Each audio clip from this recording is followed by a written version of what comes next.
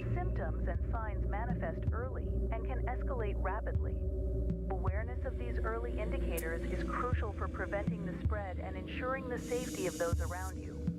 Early signs and symptoms of the MEPA virus.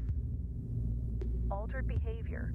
Marked changes in personality, such as sudden aggression, disorientation, or withdrawal from social interaction. Unusual vocalizations.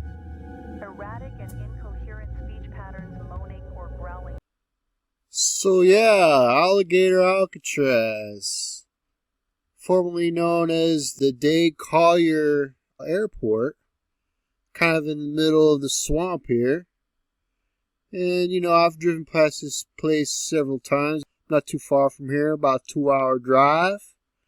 And, it's pretty much just surrounded by swamp. I'm going to try to give you some unique perspective about the Alligator Alcatraz here. This was before they, they did their 8-day build of their holding facility. Pretty much, surrounded by, swamp. Alligators, of course, many alligators. But it is really close to the Tamiami Trail. So if you want to escape from Alligator Alcatraz, you had, a buddy, he could literally just drive up Tamiami Trail. You can meet it here, jump in here, and, take off real easy, right?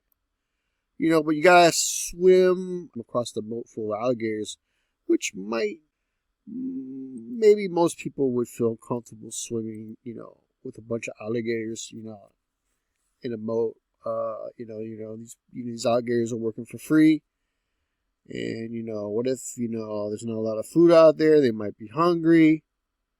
And, there's some big ones over there. I mean, I was looking at the moat itself, and you could see literally hundreds of alligators in that moat that's surrounding the Alligator Alcatraz. They're working for free. And, but there's a lot worse things than an alligator, even in the Everglades. You'd think that's like the apex predator. But there's some other bad stuff out there. Simply mosquitoes are crazy this time of year. I'm only like, I don't know, 15 minutes away from the Everglades, and you go outside right now, and you are getting bit up, and it is not fun. Now, I have heard about the local Indians that they do occupy. They do have their own kind of, Miccosukee pretty much owns this land. Most of it is kind of under their control to a certain extent, but certain things like you see this Day Collier Transit Airport is kind of like not in their realm of control, but pretty much everything surrounding it is Indian land, Miccosukee land. See here, this right here is called the Loop Road. Loop Road off the Tamiami Trail. It's almost like, I believe I want to say 20 miles or 40 miles, one of the two. So a lot of, natives live off this road. Most of it is paved. It's very scenic. It's very nice. Like if you just want to, see what the Everglades is, kind of get off the main road here, you can get off here and you can see tons of alligators in these little sloughs. There's a few places you could camp. It is called Loop Road. So it's not too far from Loop Road, really. You keep going, see this is an Indian village here. But basically, what I was thinking really is we're getting into hurricane season, okay? We're getting to the floody part of the year here. It's really like monsoon time, where pretty much it rains probably, if not every day, every other day, you're getting rain. So this place is going to be flooded. Now, I have looked at the airport road itself, or you see the landing strip here. The landing strip is elevated, right? But the surrounding area around the landing strip is probably, let's just say, 5 feet, 7 feet less than the airstrip itself. So the airstrip is the highest point in here. I tried to look up the elevation map. It was malfunctioning, so I don't really got a perfect idea, but I could tell you it's probably right at sea level, this area here, and possibly even less, especially in the areas here that are full of water. And so this time of year is you got a lot of mosquitoes and you get a lot of rain. And, hurricane season. Now, I could tell you this, like when you look pretty much this area here, if it was to get hit by a Cat 3, this is all underwater, probably maybe several feet, 5 to 10 feet underwater.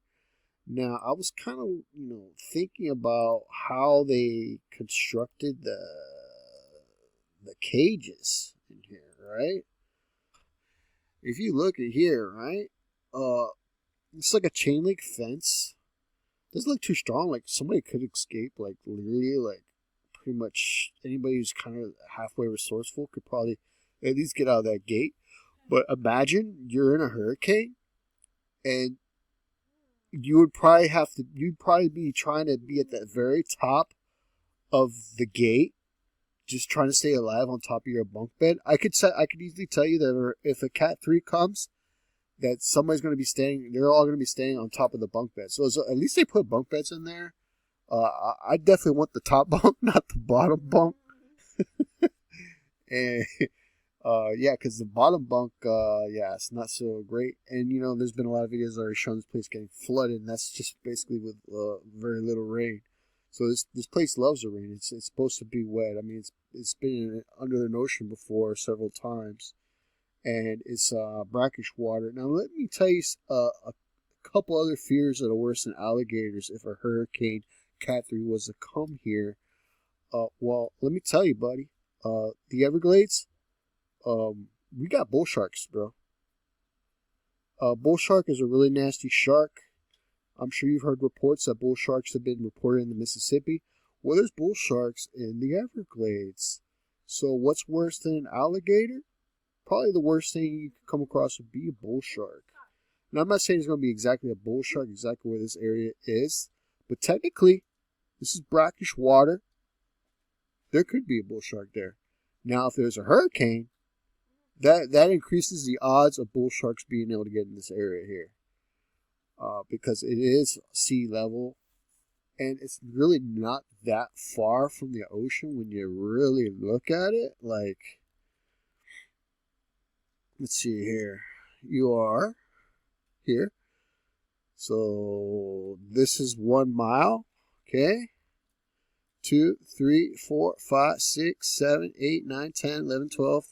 Probably about 13 miles from the ocean, right? And considering a Cat 3 comes through here, right? This is mostly water anyway. How far is the There's probably, I'm pretty sure there's bull sharks right there. For sure. All right.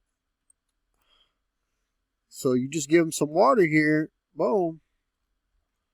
Hey, buddy. It could be really bad there. That would be a horrible fear. I mean, imagine like kind of escape Alligator Alcatraz and then you got to deal with a freaking bull shark. It's possible. It's very remote, but I mean, it can't happen. But there could be worse. You're saying this is horrible. This is the worst thing that they ever could have done. Oh, there's a lot worse in Florida. Yeah. Like if I really wanted to freak somebody out, yeah, let me just type in here and show you what probably the worst thing or the worst place they could have done. Let's see here. Let's type. Oh yeah. This place, nobody would escape from here with half a brain, buddy. Lion Safari. This is the area in the Lakahatchee. Okay, here, right? This is Lion Country Safari. Imagine, yeah, there could be worse, buddy. Because me, I might chance it with an alligator, but you think I'm going to chance it with a fucking lion, bro? Literally, this is all roaming lions and different type of big cats. And you're supposed to stay in your car because you get out of your car, you're pretty much lion food, cat food. Yeah, so it could be much worse. Imagine if, they put it here, you know. It's like, buddy. And there's probably little alligators in here too. Not as much as Alligator Alcatraz. But you're dealing with lions here, buddy. They probably wouldn't be able to put it in the lion safari because, like, it's a tourist attraction, and it might get a little weird if they try to put like a holding facility for migrants there. Although, like the government come there with a lot of money, Lion Country Safari might just go for it because, like, really, like, they could put it here. They could still have their little safari. People might even come just for the migrants, to come see the facility. Like, wow, like, I visited, like, a lion migrant facility. It's probably a terrible idea. And I'm sure it's going to, piss a lot of people off. But yeah, that's what I'm saying. It could be worse. That's the point I'm trying to make here. This safari, bro. As you can see, this land's totally flat. I mean, you just get an hour of rain here, and it gets flat. You can see water in between the landing strips. And you can see it is kind of elevated. I'm going to say about at least 3 feet there, it looks like. About 3 feet at least elevated. Hurricane comes here. Sorry, buddy. There's nothing really stopping that water. Cat 3 would do it. Hurricane season's here.